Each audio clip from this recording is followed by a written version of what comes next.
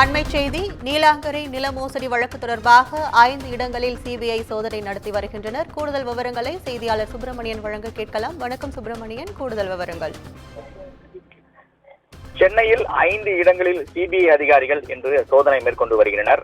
குறிப்பாக சென்னை அண்ணா நகர் காவலர் குடியிருப்பில் வசித்து வரக்கூடிய காவல் ஆய்வாளர் ஆனந்தபாபு என்பவரது வீட்டிலும் இந்த சிபிஐ அதிகாரிகள் சோதனை என்பது நடத்தப்பட்டு வருகிறது.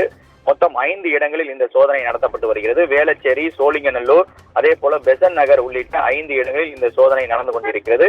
இந்த சோதனைக்கான காரணம் என்னவென்றால், கார்த்திக் என்பவருக்கு சொந்தமான 18 சென்ட் நிலம் ஈசிஆர் பகுதியில் உள்ளது. இதனை கோபாலகிருஷ்ணன் என்பவர் ஆக்கிரமிக்க முயன்றதாகவும் கொலை மிரட்டல் விடுப்பதாகவும் நீலாங்கரை காவல் நிலையத்தில் அவர் புகார் அளித்திருந்தார். அந்த புகார் தொடர்பாக அப்போது காவல் ஆய்வாளராக பணியாற்றி வந்த ஆனந்த் பாபு முறையாக நடவடிக்கை எடுக்கவில்லை என்ற குற்றச்சாட்டு எழுப்பப்பட்டது. அது மட்டுமல்லாமல் இது தொடர்பாக பாதிக்கப்பட்ட கோபாலகிருஷ்ணன் சென்னை உயர்நீதிமன்றத்தில் வழக்கு தொடர்ந்திருந்தார்.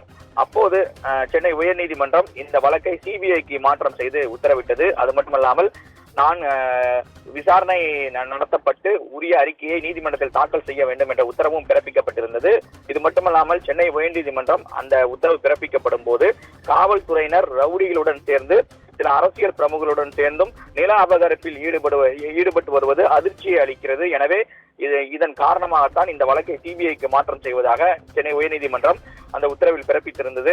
அதன் அடிப்படையில் தான் சிபிஐ இது தொடர்பாக ஒரு வழக்கு ஒன்றை பதிவு செய்திருக்கிறது. அந்த வழக்கை தொடர்ந்துதான் தற்போது 5 இடங்களில் இந்த சோதனை என்பது நடத்தப்பட்டு கொண்டிருக்கிறது. இந்த சோதனை இன்று காலை 8 மணியிலிருந்து தொடங்கி நடந்து வருகிறது. அது மட்டுமல்லாமல் கிட்டத்தட்ட 20க்கும் மேற்பட்ட சிபிஐ அதிகாரிகள் இந்த சோதனையில் ஈடுபட்டு வருவதாகவும் அதிகாரிகள் தரப்பில் சொல்லப்பட்டிருக்கிறது. விவரங்களுக்கு நன்றி சுப்பிரமணியன்.